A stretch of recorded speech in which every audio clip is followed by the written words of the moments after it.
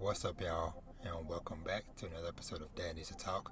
I am your host, Robert, aka Father of Vash, and today we're trucking right along talking about Life is Strange True Colors, Chapter 3. So let's get to it.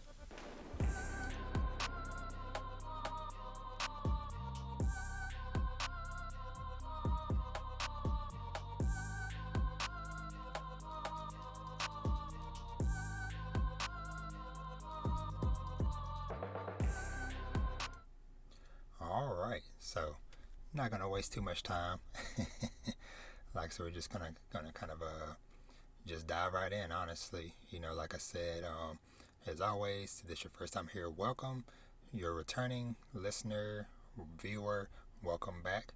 As always, if you're not already, make sure you are subscribed to the channel, and make sure to like the video, leave a comment, let me know what you think, all that fun stuff. But let's go ahead and dive right in. Like I said, this is for chapter 3 of Life is Strange True Colors. So if you missed the first two parts, go watch those, because we are just diving in straight on spoilers. So chapter 3, Monster or Mortal. And honestly, this was like a very fun, yet of course, emotion heavy chapter. But I guess I'll say kind of like up top, off the bat, like probably like one of my favorite parts, honestly. Or I guess this chapter was a really good mix between the mystery and like trying to find clues and stuff, of continuing to investigate like what happened with your brother's Gabe's murder, and with Typhon, as well as the other side of it, or another big chunk of the episode, which was the LARPing you did with Ethan. So I'm trying, man. I don't even know like which part I really want to start with. But I guess, heck, actually, I guess I'll start with the part I'm showing here on the screen. So pretty much like out the gate, the chapter starts off with you basically bringing Steph into the loop and just telling her the situation. Like, yep, what's up? I got powers. Here's how they work. And then y'all just get right to it. So that really caught me off guard, like them starting off, in that manner. But yeah, it's cool just to have her on board, have her, into the fold, into this obvious potential love triangle that they keep on setting up. Which, by the way, I am rooting for Alex and Steph to be together. So that is my ship. But and hopefully it doesn't end in tragedy for either one of these two. But yeah, so that's like how things start off. And then it was funny, like when you got to the part with them telling you like, okay, we have this big plan of how we're going to distract Diane, because they know that she comes in, the lady from Typhon. They know she comes in almost every day with her laptop to sit down, do whatever.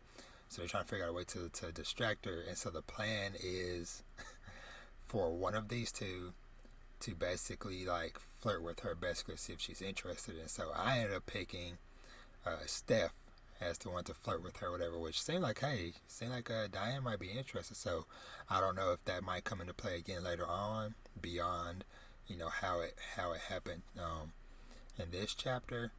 But yeah, so that's kind of like how things kind of kicked off, and you kind of getting a chance to sit down and talk with Diane a little bit and kind of like get more insight into her and how she's feeling about the situation.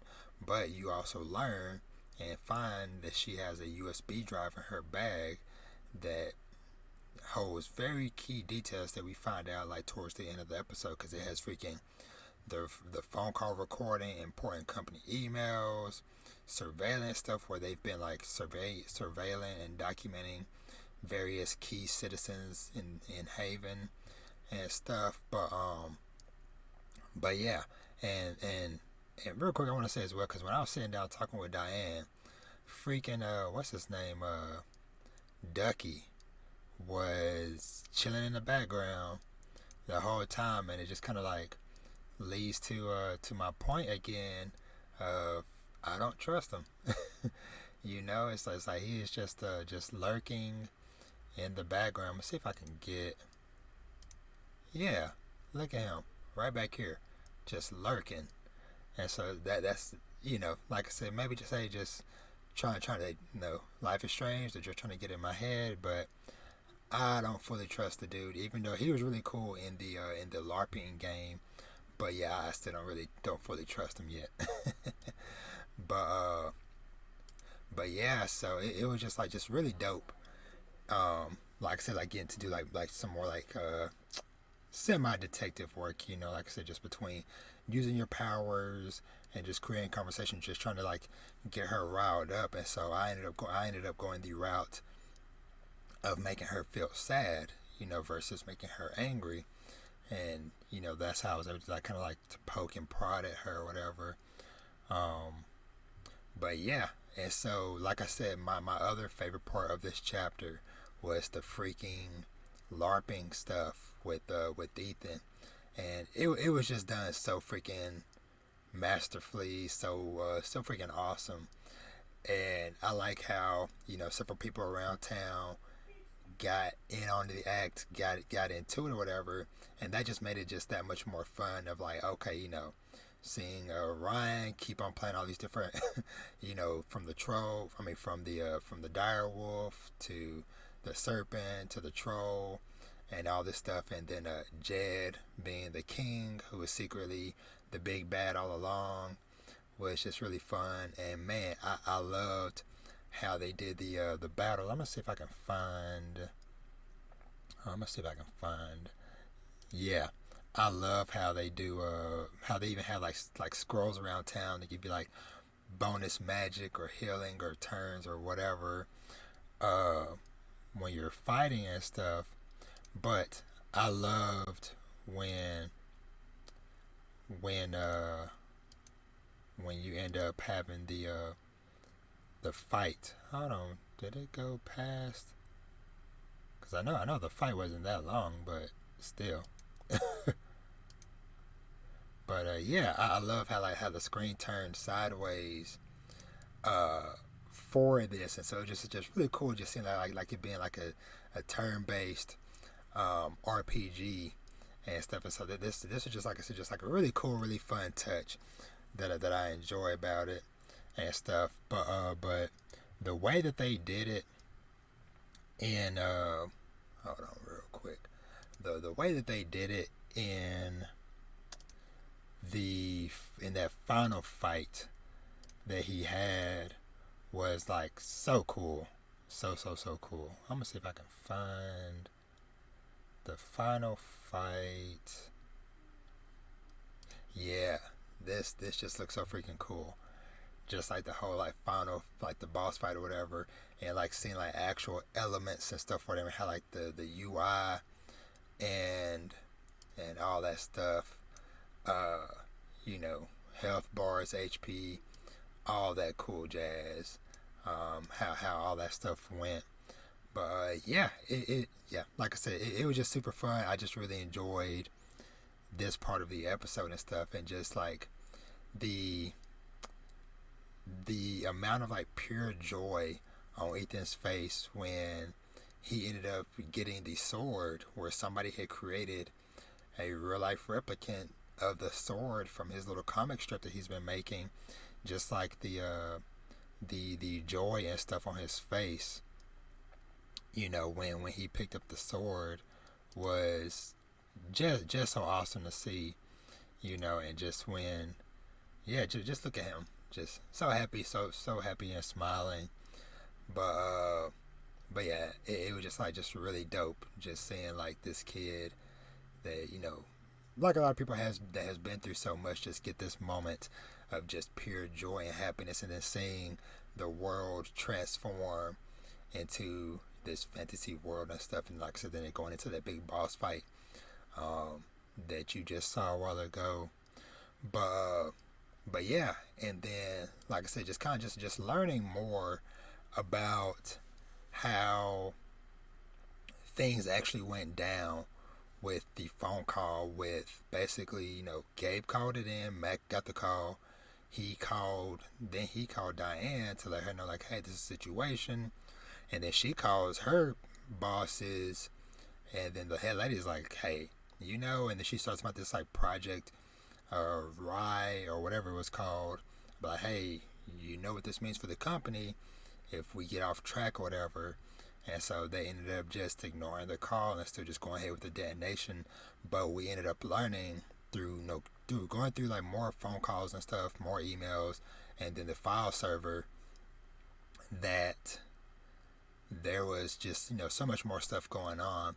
And then at the end of the episode, we kind of get that reveal of like, okay, this was basically like part of a greater plan. Like they weren't trying to destroy something. They were using the blast that ended up killing Gabe. That was a cover up for another blast that they were doing it simultaneously somewhere else to bury something. I guess like bury something at their old excavation site. And so that is just like very very crazy and like very telling. Just seeing all this stuff just going on, like I said. But like I said, I just enjoy, like I said, just all these little extra elements, the phone calls and the emails, and just like piecing everything together. So yeah, and then I'm trying to think, there was like a couple other big parts too.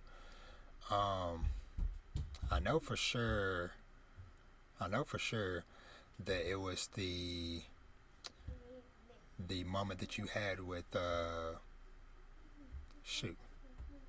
with the girlfriend Charlotte, where she is talking, basically just like venting, because she's just overtaken with anger.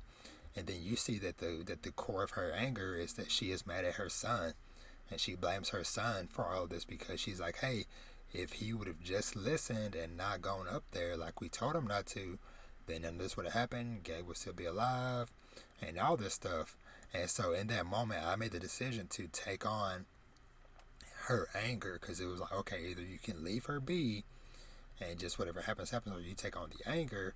And so my thinking in that situation was, well, especially when she said the line of like she doesn't want to be here anymore and stuff like that.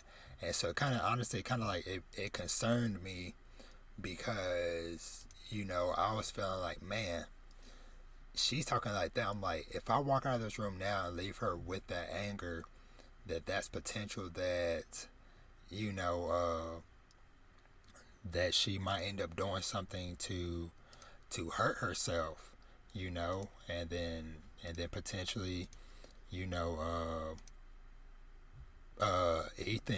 might end up alone again and stuff. So, and I was like, I was like, man, I can't do that. And so yeah, so I took on the anger, and then you saw the partial repercussions, like where I lashed out when Steph them, when we were kind of like investigating, going through the flash drive or whatever. But yeah, so, and I don't know if that might come up even more again later on. And seeing this also reminded me last little bit was that I found a key to locked drawer in the room, where Gabe had a list of basically just like a to-do list of like basically like things he wanted to correct, where there was like apologizing to certain people, paying certain people back, and all these different things. And so but overall, like I said, I don't want to just trying to keep these pretty short, but yeah, it was like I said, I really enjoyed this episode. Like I said, it was definitely felt way longer than episode 2 or chapter 2. And like I said, I just really enjoyed the mix of the investigation stuff, and I like that. Okay, we found out some reasoning behind it, so now I'm guessing the next chapter is gonna be like, okay, finding out like what is it that they were so determined to bury that was worth it for them to potentially risk somebody dying, And so yeah, between then, like I said, the whole LARP scene was just so awesome. And yeah, so, but yeah, I think I'm gonna kind of cut it there, because I don't think there's like too much I want to talk on. But yeah, I hope y'all, like I said, if y'all are playing along with me or following along with this adventure, I hope y'all are enjoying this. This has kind of been kind of fun for me to do, to kind of recap these right after I play them. And like I said, we kind of interesting, like once I am done, to maybe like go back and reflect on all this stuff. But yeah. So but yeah, so that's gonna do it for this one. You guys, like I said, thank you again for watching. For those of you that are checking out all of these, thank you for listening, and thank you for the support. And so yeah, so I'm about to go off and try to play, maybe play some more of chapter 4 tonight, or play the next chapter tonight. I don't know, but I for sure got to record the next episode of the podcast. So y'all be easy, y'all have an awesome day, and I'll catch y'all in the next one. Bye and peace.